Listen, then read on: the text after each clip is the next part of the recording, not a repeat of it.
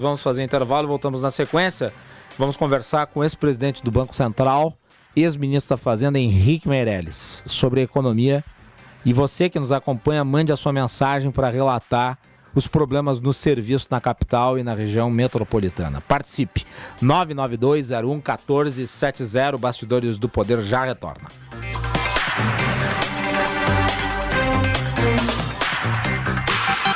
Informação e entretenimento. Prestação de serviço sempre presente. Rádio Bandeirantes. A Bandeirantes acompanha os fatos, noticia o indispensável e apresenta a informação para que seja discutida, debatida. Contamos com jornalistas de peso e convidamos especialistas para análise embasada, com detalhes, para você ter ferramentas para entender melhor, relacionar os pontos e chegar às suas conclusões. A rádio que investiga, esmiuça, explica, expõe argumentos. É a sua rádio de sempre. Rádio Bandeirantes. Fechada com você. Fechada com a verdade. Que tal começar o ano ajudando as crianças e adolescentes a terem um bom retorno às aulas? O Sindi Bancários convida todos a participarem do projeto Mochila Pronta, que arrecada materiais escolares novos e usados. As doações devem ser entregues até o final de fevereiro na portaria do sindicato, General Câmara 424, no centro de Porto Alegre. Mais informações sobre como doar no site sindibancarios.org.br. Participe! Sindi Bancários, diga sim para quem defende você. Quando a sua cidade melhora, sua vida melhora também. A Grampal, Associação dos Municípios da Região Metropolitana de Porto Alegre, trabalha todos os dias para promover melhorias para você, construindo soluções conjuntas para superar os desafios enfrentados pelos municípios. Transporte público, meio ambiente, atendimento em saúde, mais segurança e educação de qualidade. Se faz parte da sua vida, a Grampal trabalha para melhorar. Grampal. Juntos, melhoramos sua vida. Sonhos cabem no papel, mas podem se tornar realidade. Eles crescem com apoio e investimento no presente. Educação para todos é o que inspira a LBV a buscar um futuro melhor para milhares de crianças e adolescentes. Acredite nesses sonhos, apoie suas realizações. Quando a LBV ligar, diga sim! Apoio Rádio Bandeirantes. Rádio Bandeirantes. Verão chegou, bora relaxar, ficar de boa e desconectar. Eu tô off pros problemas e tô on pra diversão. A Unimed tá comigo, vai ser leve o meu verão. A Unimed tá comigo, vai ser leve o meu verão. Verão Leve Unimed Porto Alegre. Conte com a gente para curtir o verão na maior tranquilidade. A Unimed tá comigo. Trabalhamos juntos todos os dias, unindo educação com tecnologia. Turismo e natureza, cultura e lazer, saúde e segurança pra gente viver. Orgulho de ser Guaíba. Desconto de 35% em cota única para pagamento até 15 de março. Mais informações, acesse o site guaíba.atende.net. Prefeitura Municipal de Guaíba. Avança Guaíba, a cidade da nossa vida. Reconstruir a educação é uma questão de tempo. Por isso, o governo federal lançou o Escola em Tempo Integral, um dos mais importantes programas de incentivo à educação em tempo integral que o país já viu. Com mais tempo na escola, a gente pode cuidar melhor da educação brasileira e garantir aos estudantes os direitos de aprender e se desenvolver integralmente. Serão mais de 12 bilhões de reais até 2026 para estados e municípios ampliarem as matrículas de tempo integral em suas escolas, da creche ao ensino médio. Secretarias de Educação em comunidades escolares. Venham construir com a gente a Escola em Tempo Integral, que vai levar mais educação para nossos estudantes. Saiba mais e participe em gov.br/MEC. Ministério da Educação, Brasil, União e Reconstrução. Governo Federal. A bola vai voltar a rolar no Campeonato Gaúcho. Neste sábado, o Grêmio visita o Caxias no Estádio Centenário. A bola rola a partir das 4:30 da tarde. Desce o Grêmio pela ponta direita, cruzamento, boca do gol, cabeçada, gol! Gol do Grêmio! Narração de Marcos Couto. No domingo, é hora do Internacional voltar a campo. O time de Eduardo Cudê recebe o Avenida, às 4 da tarde. Golaço!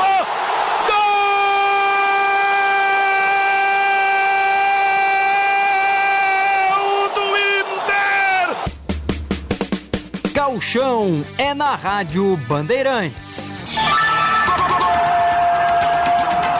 Jornada Esportiva. Parceria Talco Pó Pelotense. Banrisul. KTO.com.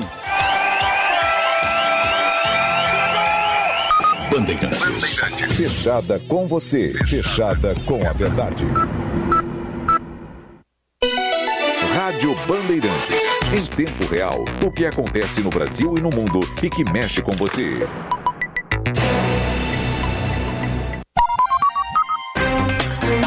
Você ouve na Rádio Bandeirantes Bastidores do Poder.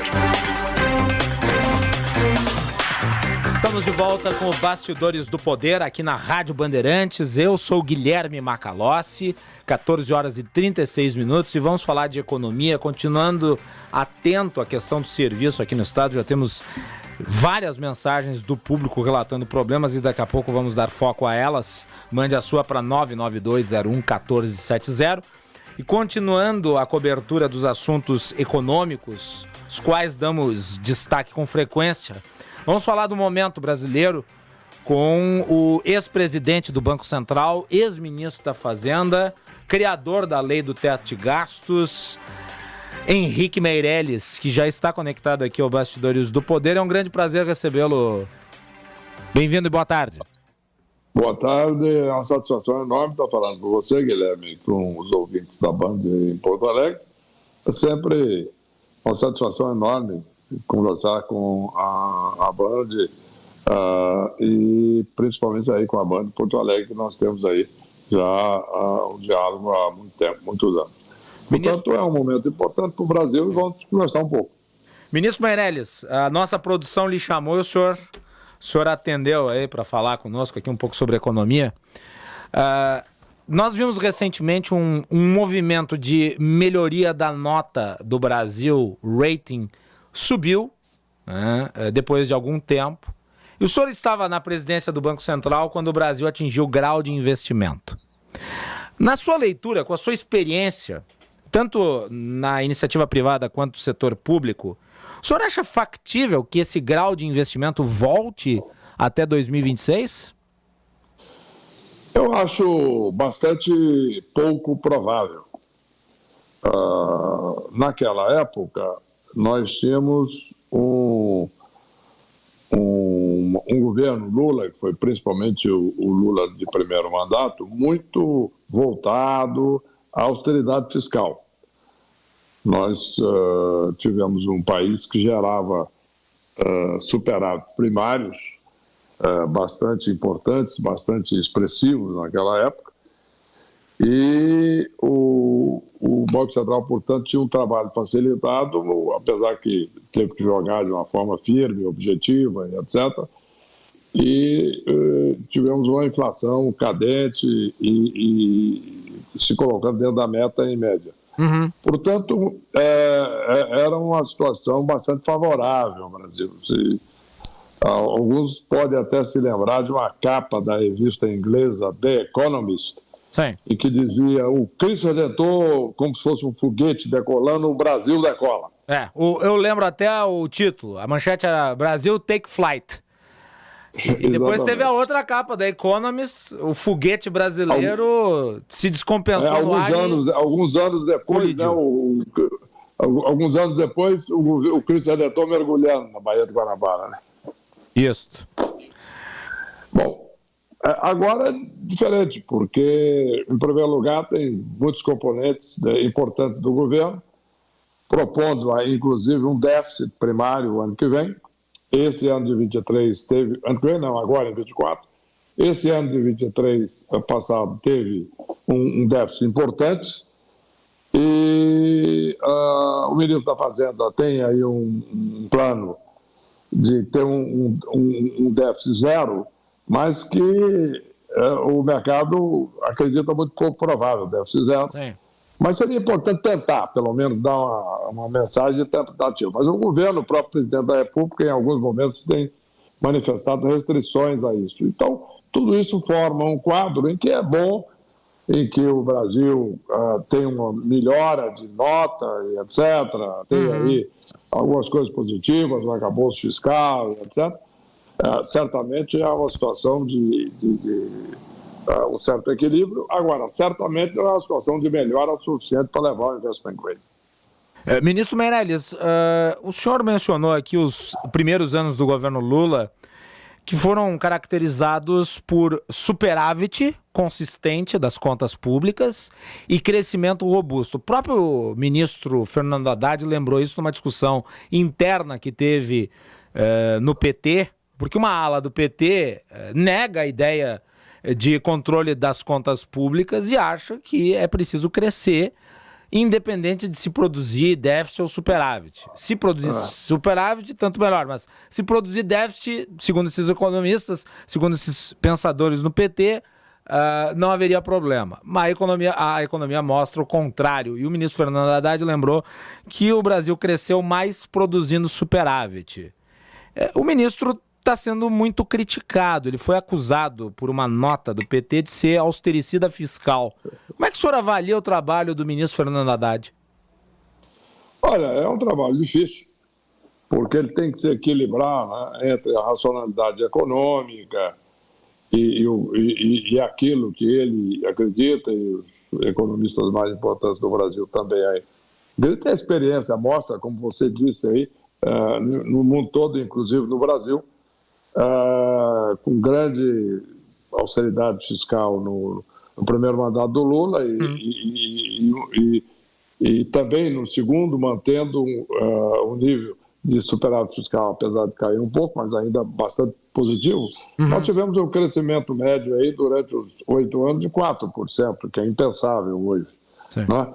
Foram criados quase 11 milhões de empregos no Brasil, mais de 40 milhões de brasileiros saíram da pobreza. Então foi um sucesso muito grande. Então o ministro está se baseando nessa experiência para defender essa política. Evidentemente que o PT, os economistas do PT, pelo menos uma ala importante, sempre acreditou no contrário. E não aprenderam a lição, aparentemente, no governo da Dilma, em que foi aplicada essa política de expansão fiscal sem limite, acreditando que com isso ia aumentar a oferta de produtos e etc., a inflação ia cair, o país ia crescer. Aconteceu tudo o contrário, nós tivemos a maior recessão da história do Brasil. O senhor acredita que não temos condições de produzir o déficit zero já em 2024? O mercado precifica isso, né, ministro? E o próprio eu acho difícil, o déficit zero, mas é importante perseguir o déficit zero. Claro. Isso está certo. Sim, a sinalização da virtude, no caso, né, ministro? Exatamente. Essa sinalização faz com que pelo menos práticas de equilíbrio sejam adotadas. Exatamente. E não a contabilidade criativa. Agora, a meta está ali, Haddad é um defensor dela. Eu lhe pergunto, dada a dificuldade de alcançar o equilíbrio apenas pelo lado da receita, sem incidir em corte, sem incidir em controle de gastos, há resistências no governo a isso, inclusive do presidente da República. O que o governo poderia ter como alternativa? Porque apenas com as iniciativas tomadas não me parece que se vá conseguir chegar a um número próximo àquele referencial na meta do governo. Olha, a alternativa é aquilo exatamente que você mencionou e que tem resistência em membros importantes do governo, que é o corte de despesas. Né? Agora começou a se falar numa reforma administrativa, precisa saber exatamente se essa reforma administrativa vai gerar corte de despesa ou não. Se não gerar, não adianta, tá certo? Porque o problema é o seguinte, as pessoas que propõem um aumento de despesa para o país crescer, etc., e tal, eles se esquecem de que quem financia a despesa do governo é o povo. E na medida em que você tem que tentar aumentar a arrecadação porque você não corta a despesa, o que você está dizendo é que você vai aumentar a carga tributária em cima da população e que isso vai gerar menos crescimento, vai gerar, inclusive, com risco de recessão. Felizmente, isso não está acontecendo. Nós estamos no meio termo entre aquilo que o ministro está segurando e o que grande parte do governo propõe, que é gastar mais, mas pelo menos dá um certo equilíbrio, e que eu acho que gera essa situação de que o Brasil teve uma melhora da nota, etc., mas não vai chegar, não tem possibilidade nessa rota de chegar ao investment grade ou ter um crescimento substancial. Eu lembro a época em que o senhor era presidente do Banco Central, né, diligentemente lidando com o problema dos juros. O Brasil chegou, antes do senhor, a ter juros de 40% ao ano. Né, por uma questão de fatores econômicos. O Brasil tinha uma economia desorganizada, foi se organizando a partir do Plano Real, e depois encontrou um momento de estabilidade em que as políticas elas tiveram resultado e foram levadas à risca. Mas à época eu lembro das críticas que eram feitas à política de juros do Banco Central, muitas delas vocalizadas pelo vice à época, Zé Alencar. Como é que o senhor acha que o atual presidente do Banco Central, Roberto Campos Neto, lida com as críticas, e como é que o senhor avalia a perspectiva da taxa de juros para 2024, muito condicionada ao desempenho das contas públicas? Olha, eu acredito que o desempenho do presidente do Banco Central é positivo, é bom. Ele está reagindo de uma forma discreta, controlada, etc., às críticas. Não está reagindo, entrando em bate-boca público, mas está seguindo uma política correta no Banco Central, subiu a taxa de juros na hora certa, está cortando agora na hora certa. Eu acredito que tem mais espaço para cortar ainda, mas, como você disse, vai depender muito da política fiscal. O senhor precificaria a taxa de juros ao final de 2024? Olha, será que de fato cai um pouco, né? Tem precificações aí chegando até 9, etc. Espero que possa chegar a isso, e se existe essa possibilidade, caso de fato seja perseguida essa meta fiscal zero, etc., que é o que o ministro defende. Ministro Meirelles, eu quero lhe fazer mais uma pergunta aqui. Eu sei que o senhor tem outros compromissos, mas é importante ouvi-lo sobre esta política que está sendo debatida agora entre o governo e o Congresso, que é a desoneração da folha de pagamentos. Uma das políticas que foi universalizada no governo Dilma foi a das desonerações. Se nós considerarmos o gráfico das desonerações, no governo Dilma elas chegaram a um ápice. Em boa parte elas foram criadas para tentar estimular uma economia que já estava dando sinais de fadiga, e depois acabaram até mesmo ajudando a propiciar o clima para a crise que se seguiu em 2014, 15 e 16, e aliás, depois o senhor herdou como ministro da Fazenda do governo Temer, e conseguiu corrigir em tempo recorde. Mas é importante destacar isso. Uma dessas políticas foi a desoneração da folha de pagamentos. E ela se manteve inclusive no governo Temer, depois no governo Bolsonaro. Agora ela foi vetada pelo presidente Lula e o governo estuda uma alternativa. O senhor, como economista, como operador dentro da economia, como alguém que desenvolveu política pública, já concorreu à presidência, como é que vê a desoneração? O senhor considera ela efetiva? E que alternativa se poderia dar no seu lugar? Olha, você mencionou um ponto importante e nós temos que considerar o seguinte. O imposto sempre tem um custo para a sociedade, é óbvio. Sim. Tá certo? E como o próprio nome indica, não é algo que a sociedade escolhe, é imposto, é uma imposição. Então, em tese, é positivo, desonerar, etc. O problema é que o governo já tem déficit. E aí o déficit público piora a situação. Então, para desonerar, etc., você tem que primeiro cortar a despesa. A partir daí, você desonera, você corta o imposto. Essa é a teoria básica que funciona em qualquer país do mundo. Tá certo? Sim. Não adianta você querer desonerar e aumentar o déficit público, o governo vai ter que captar mais recursos. Então, uma coisa mais do que compensa a outra. Você aumenta, de um lado você desonera, de outro lado o governo tem que captar recursos, vai aumentar o déficit, vai aumentar a taxa de juros, o Banco Central tem que lutar mais contra a inflação, que não resolve. Esse é o problema. Então não adianta pegar uma coisa, é a favor ou contra a desoneração. Evidente que o ideal seria o menor imposto possível. A carga tributária do Brasil já é muito alta. Inclusive desonerar o máximo possível. O problema é que o governo está gastando. Então não dá para gastar de um lado e desonerar de outro. Nós vamos ter que cair no buraco do déficit público. Esse é o problema. E o senhor teria alguma leitura do que poderia ser alternativo ao fim da desoneração? A alternativa é cortar a despesa. Não tem outra. O governo estuda, por exemplo, taxar compras no exterior de até $50 para financiar a desoneração da folha. Até ouvi alguém ligado ao Haddad, ou mesmo ao Haddad, falando que isso daria conta do recado. Mas daí nós estamos falando de arrecadação e não de corte de gastos. Esse é o ponto. Quer dizer, nós podemos ir, tá bom, vai se cortar aqui, vai buscar dinheiro em outro lugar, tudo bem. Agora, melhor, vai ter que fazer alguma coisa, não tem dúvida. Se desonerar, vai ter que buscar dinheiro em outro lugar, mas continua com o mesmo problema, cobrando imposto.